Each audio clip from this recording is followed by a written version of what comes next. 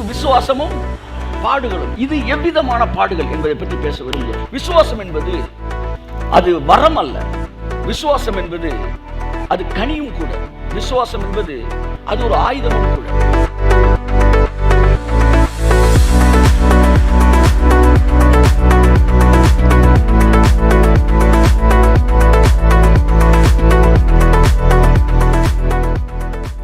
புதிய ஏற்பாட்டின் தேவ பக்தி என்ன தெரியுமா? விசுவாசம்.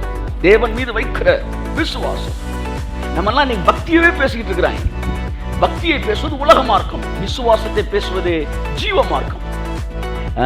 இந்த பாடுன்றது வறுமை, வியாதி, கடன் இதெல்லாம் கிடையாது. துர்மரணம் இதெல்லாம் பாடு கிடையாது. பாடுனா புதிய ஏற்பாட்டில் ஒரே ஒரு பாடுதான். அது கிறிஸ்துவின் நிமித்தம் நாம் விரும்பி ஏற்றுக்கொள்ளுகிற பாடுகள். கையை தட்டும்போது அவர்கள் முதலாக சிலுவையில் அறையப்படுவதற்கு முன்பாக இயேசு கிறிஸ்துவின் தலையிலே முள் கிரீடத்தை சூட்டி ராஜாவே வாழ்க என்று சொல்லி பரியாசம் பண்ணினார். பைபிள் அப்படிதான் சொல்லுது. இதோ உங்கள் ராஜா. முள் என்றால் பரியாசம், நிந்தை. அந்த நிந்தையை அவர் சுமந்தார்.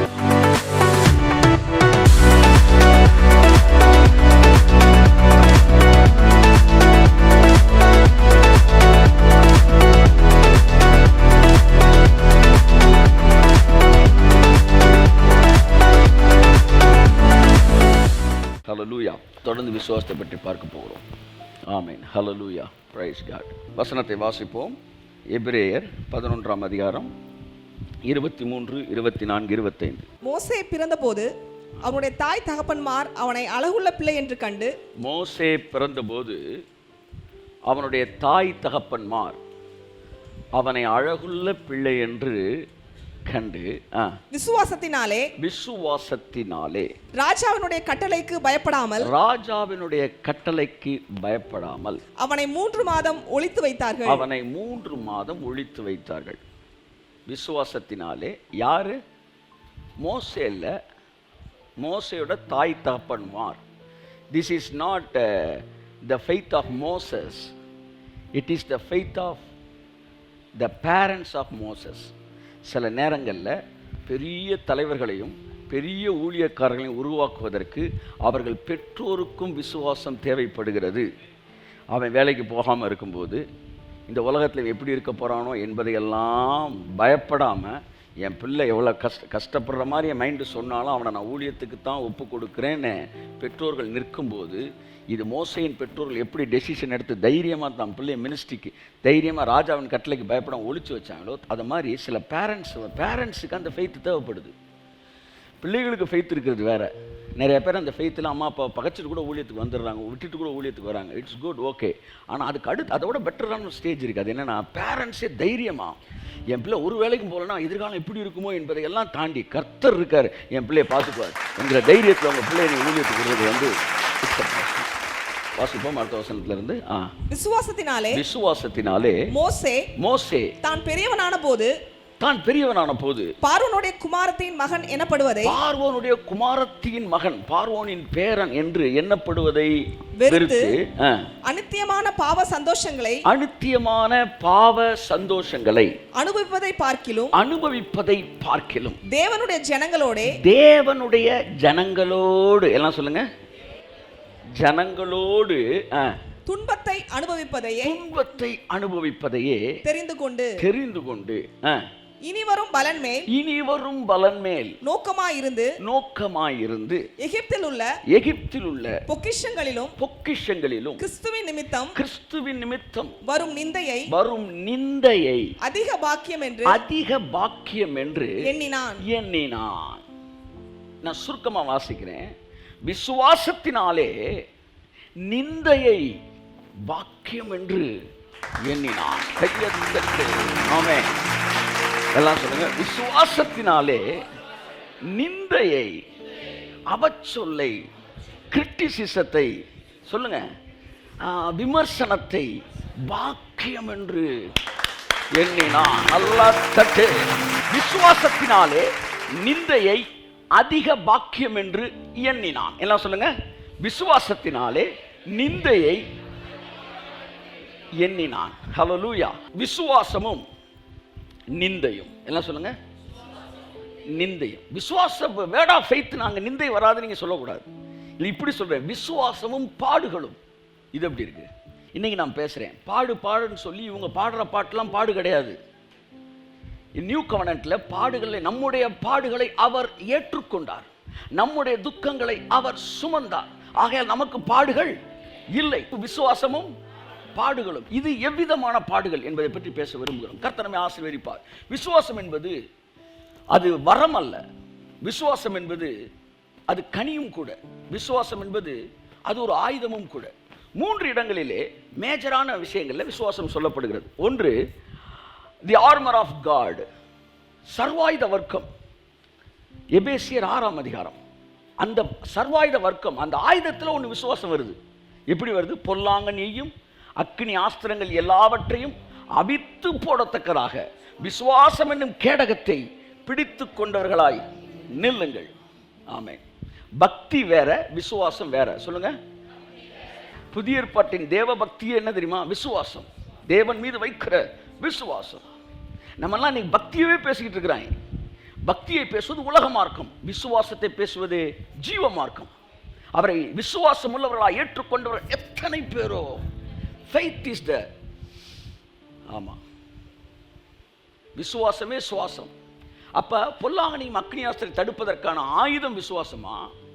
அடுத்து விசுவாசம் எதுல வருது? வரம்ல வருது. வரம் எங்க வருது? ஆவிக்குரிய வரங்கள். அந்த ஆவியினாலே சிலருக்கு விசுவாசமும். எல்லாம் சொல்லுங்க, விசுவாசம் ஆயுதம். சொல்லுங்க. இந்த பக்கம் பார்த்தா விசுவாசம் வரம். சிலருக்கு அது வரமாவே இருக்கும். ஆமா, மற்றவனால் நம்ப முடியாது, அவன் மட்டும் நம்பிக்கிட்டே இருப்பான். கர்த்தர் உங்களை விசுவாச வரத்தினால் நிரப்புவாராக. God bless you. அடுத்து கலாத்தியர் 6ல் விசுவாசம் என்பது கனி. எல்லாத்துக்கும் பிஸ்டிஸ் என்கிற கிரீக் வேர்டு தான் வருது, ஒரே வேர்டு. ஆவியின் கனிகள் அன்பு, சந்தோஷம், சமாதானம், சாந்தம், நீடிய பொறுமை, இச்சையடக்கம், விசுவாசம், ஃபெய்த். எல்லாம் சொல்ல. விசுவாசம்ன்றது ஒரு கனி, ஒரு கேரக்டர். இந்த எபிரேயர் 11ல் வர்றது இது கலந்து வரும் பாருங்க. வரமும் வரும், சிங்கங்களின் வாய்களை அடைத்தார்கள், அதெல்லாம் கேரக்டராகவும் வரும். இந்த இடத்துல விசுவாசம் இன்னைக்கு நான் பேசுறது கனி. எல்லாம் சொல்லுங்க, கனி. Faith is the fruit of spirit. Fruit of the spirit. Fruit of the spirit. ஆவியின் கனி. அந்த கனியில தான் அவன் வந்து விசுவாசத்தினாலே நிந்தையை வாக்கியம் என்று எண்ணினான் அப்படின்னா. அப்போ அந்த ஃபெய்த் அவன்கிட்ட ஒரு கேரக்டரே கொடுக்குது பாருங்க. உங்களுக்கு எதிராக நிந்தனைகள், அவமானங்கள் வரும் என்றால் நான் சொல்றேன், நீங்கள் அதிக பாக்கியவான்கள். அது விசுவாசத்தினாலே அவன் பாக்கியவான் என்று எண்ணினான். சிலர் விசுவாச போதனைன்னு தனியா பேசுறாங்க, சிலுவை போதனை அப்படின்னு தனியா இருக்கு. இங்கிட்டு வந்து விசுவாச போதனைன்னு. ஆனா உண்மை என்னன்னா, சிலுவையும் விசுவாசத்தையும் நீங்க பிரிக்கவே முடியாது. அதாவது இது ரெண்டும் ஒன்றோடு ஒன்று தொடர்புடையது. நம்ம விசுவாசமே சிலுவையில் தான் இருக்கு. சிலுவை தான் நம்ம விசுவாசமாவே இருக்கு. அப்ப சிலுவைன்னு ஒண்ணு ரெண்டு மீனிங் வருது. அதெல்லாம் இங்க குழப்பமே வருது. ஒண்ணு என்னன்னா finished work, கைத்தட்டுங்க ஒருத்தர் இருக்கு. இன்னொன்னு பெயின்ஃபுல் ஒர்க். சிலுவைன்னு ஒண்ணு ரெண்டு டைமென்ஷன்ல மீனிங் வருது. நான் சொல்ற புரியுதா உங்களுக்கு? இப்போ அவன் வேற டைமென்ஷனை மட்டும் எடுத்துக்கிறான். சிலுவைன்னு பெயின்ஃபுல் ஒர்க்குன்றான், நம்ம சிலுவைன்னு ஃபினிஷ்டு ஒர்க் அப்படின்றோம். அப்போ என்ன, இந்த ரெண்டுமே அதில் மறைந்திருக்கிறது. அதான் நான் சொன்னேன், BMW வாங்க எவ்வளோ நாள் ஆகும்னு கேட்டப்போ ஒரு இன்ஜினியர் 1 வருஷம்ன்றாரு, டாக்டர் 6 மாதம்ன்றாரு, ஒரு MBA படித்தவரை வந்து 1.5 வருஷத்தில் வாங்கிடுவேன்றாரு. ரத்தன் டாட்டாட்ட கேட்டால் என்ன சொல்கிறாரு, 5 வருஷம் ஆகுன்றாரு. என்ன சார் BMW வாங்க 5 வருஷமானா? ஆமாம், அந்த கம்பெனி பெரிய கம்பெனி இல்லைன்றாரு. அவர் கம்பெனி வாங்குறத பற்றி யோசிச்சுக்கிட்டே கேட்குறாரு.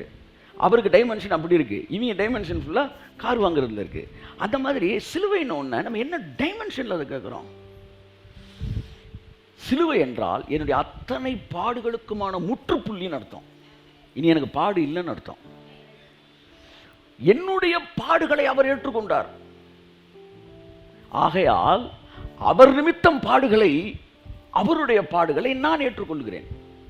இதுதான் கிறிஸ்துவின் நிமித்தம் வருகிற நிந்தை. எல்லாம் சொல்லுங்க. விசுவாசம் என்றால் பாடுகள் கிடையாது என்பதுதான் சத்தியம். விசுவாசிக்கிறவர்களுக்கு நிந்தனை என்கிற பாடுகள் உண்டு என்பது சத்தியம். இந்த பாடுன்றது வறுமை, வியாதி, கடன் இதெல்லாம் கிடையாது. துர்மரணம் இதெல்லாம் பாடு கிடையாது. பாடுனா புதிய ஏற்பாட்டில் ஒரே ஒரு பாடு தான். அது கிறிஸ்துவின் நிமித்தம் நாம் விரும்பி ஏற்றுக்கொள்ளுகிற பாடுகள். கையை தட்டும்போது அவருக்கு பிரைஸ் தி லார்ட், ஹல்லேலூயா. என் அன்புக்குரியவர்களே, விசுவாசத்தினாலே நிந்தையை பாக்கியம் என்று எண்ணினான். எல்லாம் சொல்லுங்க. நிந்தையை சிந்தையிலே வச்சிருக்கிறவங்களுக்கு அதை பற்றி அவங்களுக்கு தேவன் மேலே விசுவாசம் இல்லைன்னு அர்த்தம். ஆனால் தேவன் மேலே விசுவாசம் வச்சுருக்கவங்க நிந்தையை அதிக பாக்கியம் என்று எண்ணுவார்கள். ஆமென் சொல்லுங்க. விசுவாசத்தினாலே, எல்லாம் சொல்லுங்க. மோசே பெரியவனான போது, எல்லாம் திரும்ப சொல்லுங்க, பெரியவனான போது. அப்படின்னா இந்த நிந்தையை ஏற்றுக்கொள்ளுகிற சத்தியம் என்பது ஒருத்தன் பேச ஆரம்பிக்கிறான்னா அவன் பெரியவனாகிறான் அப்படின்னு அர்த்தம். நிந்தனைக்கு பயப்பட்டா அவன் பெரியவன் ஆகலன்னு அர்த்தம். நிந்தையை சமாளிக்க துணிஞ்சிட்டானா மோசே பெரியவனான போது கையை தட்டு. ஆமென். இப்ப கர்த்தர்கிட்ட சொன்னாரு, ஜஸ்டின், நிந்தை மிகப்பெரிய ஆசீர்வாதம், மிகப்பெரிய ஆசீர்வாதம். இன்னைக்கு நேற்று பேசலை அப்படின்னா நேற்று முந்தா நேற்று எதாவது ஆயிருக்குன்னு அர்த்தம். அவர் நான் பேசுனது 15 வருஷத்துக்கு முன்னாடி என்கிட்ட பேசிட்டாரு. அந்த 15 வருஷத்துக்கு முன்னாடி பேசுனதே இப்போ கும்முன்னு போயிட்டே இருக்கு. அதனால எதுவுமே நம்மளுக்கு டிஸ்டர்ப் பண்ணலை. இன் காட்ஸ் பிரசன்ஸ் ஐசே. என்னன்னா அந்த நிந்தை என்பது பெரிய ஆசீர்வாதம் அப்படின்றத நீங்கள் புரிஞ்சுக்கிட்டு அந்த நிந்தையெல்லாம் அப்படி அப்படி அப்படின்னு தட்டி விட்டு போனீங்கன்னா என்ன அர்த்தம்னா நீங்கள் பெரிய ஆள் ஆகிட்டீங்கன்னு அர்த்தம். சார், நம்ம நிந்தனையை பற்றி அவர் கவலைப்பட மாட்டேன்றார் சார் அப்படின்னா மோசே பெரிய ஆள் ஆகிட்டார் சார், அவர் வளர்ந்துட்டார் சார். கைத்தட்டுங்க சார் அவருக்கு. ஆமென். விசுவாசத்தினாலே நிந்தையை பெரியவனான போது, எல்லாம் சொல்லுங்க. விசுவாசத்தில் உங்கள் ஆவிக்குரிய வாழ்க்கையில் நீங்கள் பெரியவர்கள் ஆகும் போது நிந்தையை, எல்லாம் சொல்லுங்க, அதிக பாக்கியம் என்று என்ன துவங்குவீர்கள். ஹல்லேலூயா. விசுவாசத்தினாலே தேவன் மீது விசுவாசம் வைத்திருக்கிறவர்கள் என் வாழ்க்கை முழுவதும் தேவனுடைய கட்டுப்பாட்டில் இருக்கிறது. முக்கியமான வார்த்தைகள் கடந்து வருகிறேன். என்னுடைய வாழ்க்கை முழுவதும் தேவனுடைய கட்டுப்பாட்டில் இருக்கிறது. அவருடைய அனுமதி இல்லாமல் என் தலைமுடி ஒன்றும் கீழே விழாது என்பதை ஆழமாய் விசுவாசிக்கிறவர்கள் நிந்தையை அதிக பாக்கியமாகவே கருதுவார்கள். ஆமென் சொல்லுவோம். ஓகே, திரும்ப வாசிமா. விசுவாசத்தினாலே மோசே விசுவாசத்தினாலே மோசே தான் பெரியவனான போது பார்வோனுடைய குமாரத்தின் மகன் எனப்படுவதை வெறுத்து அநித்தியமான பாவ சந்தோஷங்களை அனுபவிப்பதை பார்க்கிலும் தேவனுடைய ஜனங்களோடு துன்பத்தை அனுபவிப்பதை தெரிந்து கொண்டு அடுத்து இனி வரும் பலன் மேல் நோக்கமாயிருந்து, எல்லாம் சொல்லுங்க, இனி வரும் பலன். நிந்தைக்கெல்லாம் என்ன இருக்கு? இனிமே தான் பலன் இருக்கு. ஒத்துக்கிறீங்களா? எல்லாம் சொல்லுங்க. ஜெபத்துக்கு பலன் இருக்கு, உபவாசத்துக்கு பலன் இருக்கு. இதெல்லாம் உங்களுக்கு தெரியும். ஒரு ரகசியம் சொல்லட்டுமா? உங்களை நிந்திக்கிற நிந்தைக்கும் உங்களுக்கு பலன் இருக்கு. ஆமென். ஆமென். பைபிள் சொல்லுதா, நீ வெட்கம் அனுபவித்த சகல தேசத்திலும் உன்னை கீர்த்தியும் புகழ்ச்சியுமாக்கும்படி செய்வேன். அதாவது விசுவாசத்தினாலே இனி வரும் பலன் மேல் நோக்கமாயிருந்து மோசே கிறிஸ்துவின் நிமித்தம் வருகிற நிந்தை அதிக பாக்கியம் என்று எண்ணினான். பவுல் கிறிஸ்துவின் நிமித்தம் நிந்தை அனுபவித்தான். பேதுரு கிறிஸ்துவின் நிமித்தம் நிந்தையை அனுபவித்தான். சீஷர்கள் கிறிஸ்துவின் நிமித்தம் நிந்தையை அனுபவித்தார்கள். மோசேக்கும் கிறிஸ்துவுக்கும் சம்பந்தமே இல்லை. மோசே இயேசுவை பார்க்கவே இல்லை. ஆனா பைபிள் சொல்லுது மோசேயும் கிறிஸ்துவின் நிமித்தம் வருகிற நிந்தையை அதிக பாக்கியம் என்று எண்ணினான். அப்ப எங்கேயோ கிறிஸ்துவை பார்த்திருக்கிறான், எங்கேயோ கிறிஸ்து கொடுத்த அந்த மிஷனை செய்யறேன்னு பொறுப்பை வாங்கியிருக்கிறான்.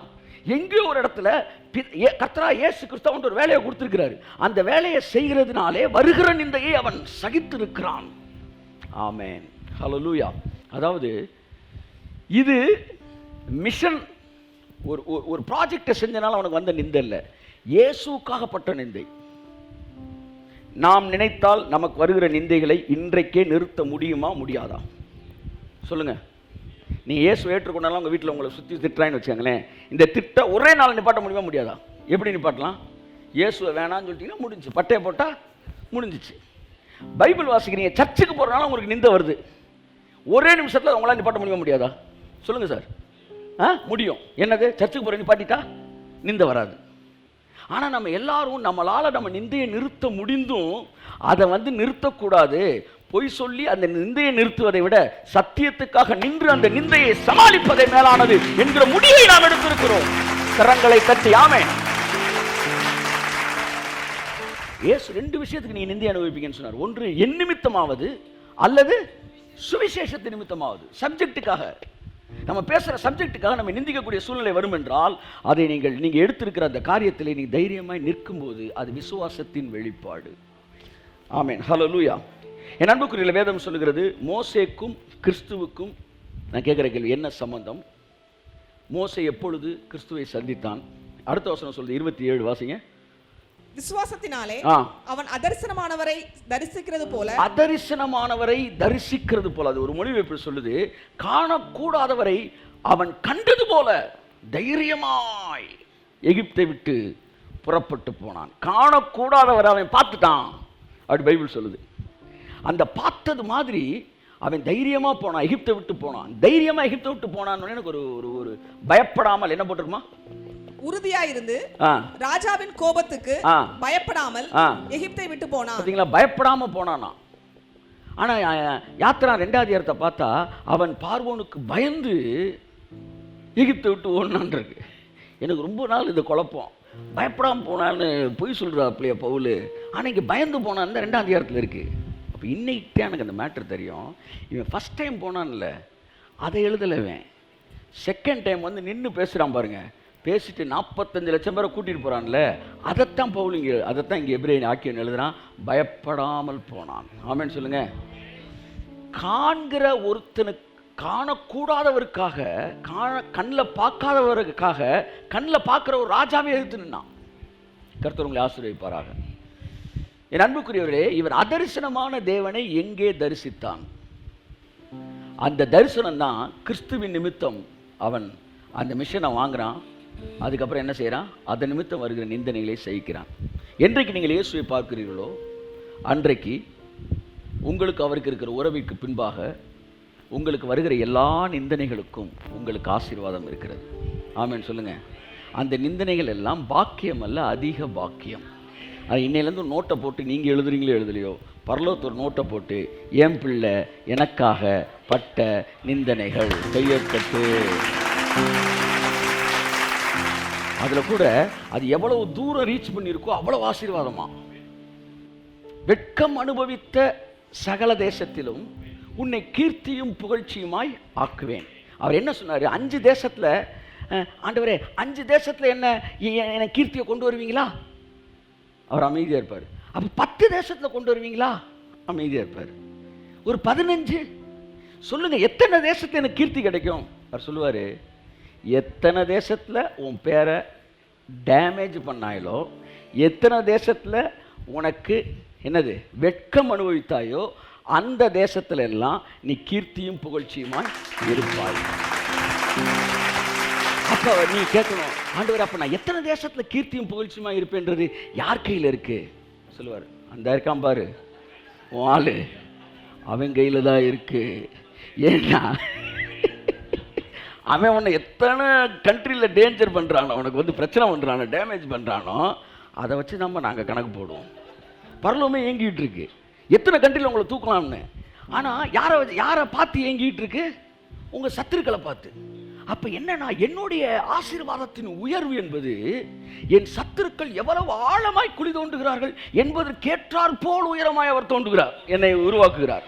அவன் 5 அடி தோணுனா எனக்கு 5 அடி தான் மேலே போகிறேன். முச்செடி நடுவில் தோன்றி நீரே, மோசேயை அழைத்து பேசி நீரே. யாத்திரா 3ஆம் அதிகாரம். கிறிஸ்துவ நிமித்தம் வருகிற அந்த மிஷன் அவன் வாங்குறான். அந்த மிஷனை வாங்கினப்போ தான் அவனுக்கு அந்த நிந்தை என்ன செய்யுது, ஸ்டார்ட் ஆகுது. இப்போ எங்கே இயேசுவை மோசே சந்தித்தான்? வாசிப்போம்.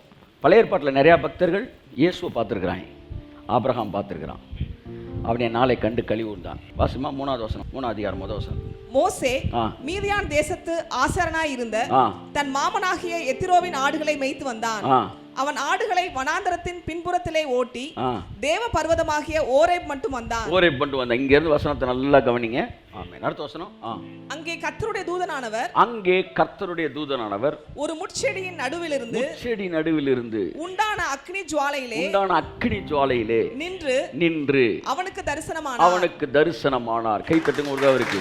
முட்செடி நடுவில் தோன்றி நீரே மோசேயை அழைத்து பேச கையெழுத்து. இங்கே அவருக்கு தரிசனமானது பிதாவா குமாரனா? சொல்லுங்க. இயேசு அங்க தரிசனமானாரா? இயேசு தான் மோசேயை சந்தித்தார் என்பதற்கு 5 வலுவான காரணங்களை இப்போது உங்களிடத்தில் பேச விரும்புகிறேன். சந்தித்தது பிதா அல்ல, சந்தித்தது இயேசு. எகிப்துக்கு நான் எகிப்து கூட்டு போறேன் வான்றார். எல்லாம் சொல்லுங்க. ஆனா ஆபிரகாம்கிட்ட என்ன சொன்னாரு? எகிப்துக்கு போகாத அப்படின்னாரு. ஈசாக்கிட்ட என்ன சொன்னாரு? எகிப்துக்கு போகாத அப்படின்னாரு. யாக்கோபுட்ட என்ன சொன்னாரு? எகிப்துக்கு போகாதன்னாரு. அவங்களுக்கெல்லாம் எகிப்துக்கு போகாதன்னாரு. மோசே பார்த்து உன்னை நான் எகிப்துக்கு அனுப்புறேன் வா அப்படின்னாரு. ஆபிரகாம், ஈசாக்கு, யாக்கோபு எகிப்துக்கு போகாதன்னு சொன்னாரு. மோசே எகிப்துக்கு நான் உன்னை அனுப்புறேன் வாடா அப்படின்னாரு. முதலாக எகிப்துக்கு வா என்கிற அழைப்பை மோசே பெற்றார். ஓ பிரைஸ் காட், ஹல்லேலூயா. சோ எதை வைத்து இந்த பேசினவர் இயேசு கிறிஸ்து தான் பார்க்கிறோம். வாசிப்போம். யாத்திரா 3ஆம் அதிகாரம் 2ஆம் வசனத்துல வாசிமா. அங்கே கர்த்தருடைய தூதனானவர் ஒரு முட்செடியின் நடுவில். கர்த்தருடைய தூதனானவர் எல்லாம் சொல்லுங்க. அது கர்த்தர் அல்ல. எல்லாம் சொல்லுங்க. கர்த்தருடைய. எங்கெல்லாம் கர்த்தருடைய தூதனானவர் அப்படின்னு வருதோ அது எல்லாமே யார் தான்? இயேசுநாதர். பழைய ஏற்பாட்டில் தூதனானவர் அப்படின்னா ஏஞ்சல் வேற, ஒரு மெசஞ்சர் வேற. இப்போ அவர் தூதன் ஆனவர். அந்த இடத்துல ஒரு செய்தியை சொல்வதற்கு அவர் வந்திருக்கிறார். ஆகவே தூதன் அல்ல, தூதனானவர். ஆகவே அது இயேசு கிறிஸ்துவை மாத்திரமே குறிக்கிறது. அடுத்த வாசிக்க தொடர்ந்து. தூதனானவர் எல்லாம் சொல்லுங்க. முட்செடியின் நடுவில் இருந்து. முட்செடிக்கு நடுவில். ஏன் முள்ளே இல்லாத ஒரு செடிக்குள்ள வந்திருக்கலாம்ல அவரு? ஏன் முள்ளு இருக்கிற செடிக்கு நடுவில் வந்து நிற்கிறார்? உன்னத பாட்டு சொல்லுது, முட்களின் நடுவே லீலி புஷ்பம் எப்படி இருக்கிறதோ அப்படியே என்னுடைய குமாரத்தி இருக்கிறாள். காட்டு மரங்களுக்குள்ளே அதாவது முட்கள் என்பது அந்த வசனம் எங்க வருது? முள்ளு ஃபர்ஸ்ட்னா ஆதாம் வீழ்ச்சிக்கு பிறகு வருகிறது. ஆதாம் தப்பு பண்ணிட்டான். இனி பூமி முள்ளையும் குறுக்கையும் பிறப்பிக்க. அப்ப முள்ளுனா என்ன அடையாளம்? பூமியில இருக்கிற விஷயங்கள். அப்ப பூமிக்குள்ள இருந்து அவர் தோன்றுவார். அதாவது மனுஷகுமாரன் என்பதற்கு அடையாளம் தான் முள்ளுக்கு நடுவில் அவர் வர்றது. கையை தட்டுங்க சார். அவர் ஆமென். முட்களின் நடுவில் அவர் வர்றாரு. அப்ப அதாவது இந்த விழுந்து போன உலகம், சபிக்கப்பட்ட உலகத்துக்குள்ளாக தன்னை வெளிப்படுத்துகிறவர் யார் என்றால் அவர் குமாரனாகிய கிறிஸ்து என்பதை காட்டுவதற்காக தான் முள்ளுக்கு நடுவில் வராரு. ஃபியூச்சர்ல நான் இந்த முள்ளுக்குள்ள தான் நான் பிறக்க போறேன், இவ்வளவு பிரச்சனைகள் மத்தியில் நான் ஊழியம் செய்ய போறேன், நான் மனுஷகுமாரனா இருக்கிறேன் என்பதை காட்டுவதற்கு முள்ளுக்குள்ள அவர் வராரு. முட்களுக்குள்ள வாசிங்க. நடுவில் இருந்து உண்டான அக்கினி ஜுவாலையில் நின்று அவனுக்கு தரிசனமானார். அப்ப எங்க இருக்கிறாரு? அக்கினி ஜுவாலையில் இருக்கிறாரா? பைபிள் சொல்லுது அந்த அக்கினி ஜுவாலை எரிந்தும் அது வெந்து போகாமல் இருந்தது. திரும்ப பாருங்க, மனுஷகுமாரனுக்கு இன்னொரு அடையாளம் இங்க வருது. அக்கினிக்குள்ள நிற்கிறாரு. ஆனா அது என்ன செய்யல? இது எங்க இருக்கு டக்குன்னு சொல்லுங்க. தானியல்ல 3 பேரை உள்ள போடுறாங்க. 4வது ஆள் ஒரு ஆள் இருக்கிறாரு. அவர் அக்கினிக்குள்ள நிற்கிறாரு. ஆனா என்ன செய்யல? முடி கூட கருகலை. ஸோ மறுபடியும் இது மனுஷகுமாரனை பற்றிய இன்னொரு கன்ஃபர்மேஷனு. ஸோ 1 தூதனானவர், 2 முள்ளுக்குள்ள இருக்கிறாரு, 3வது அக்கினிக்குள்ள இருக்கிறாரு. ஆனால் வேகாத ஒரு அக்கினிக்குள்ளாக அது காட்சியளிக்கப்படுகிறது. ஸோ இந்த 3மே வந்திருக்கிற தேவகுமார் என்பதை பற்றி பேசுகிறது. திரும்ப 8ஆம் வசனமும் ஒரு விஷயத்தை சொல்லுது. வாசிங்க. அவர்களை எகிப்தியர் கைக்கு விடுதலையாக்க நான் இறங்கினேன் என்கிற வார்த்தையே இயேசு கிறிஸ்து கூறியது. ஏனென்றால் பவுல் சொல்றாரு, இறங்கினவரே எல்லாவற்றை நிரப்பத்தக்கதாய் ஏறினார். ஸோ இறங்கினார் அப்படின்னாலே பிதா கிடையாது, அது இயேசு. ஸோ மறுபடியும் இங்கே இயேசுதான்றதுக்கு இன்னொரு விஷயம். அடுத்து 14ஆம் வசனம். அதற்கு தேவன் இருக்கிறவராக இருக்கிறேன் என்று மோசையோடு சொல்லி, இருக்கிறேன் என்பவர் என்னை உங்களிடத்துக்கு அனுப்பினார் என்று இஸ்ரவேல் புத்திரரிடத்தில் சொல்வாயாக. ஆங்கிலத்தெல்லாம் இருக்கு ஐ ஆம் தட் ஐ ஆம் அப்படின்றாரு. எல்லாம் சொல்லுங்க ஐ ஆம் தட் ஐ ஆம்ன்றாரு.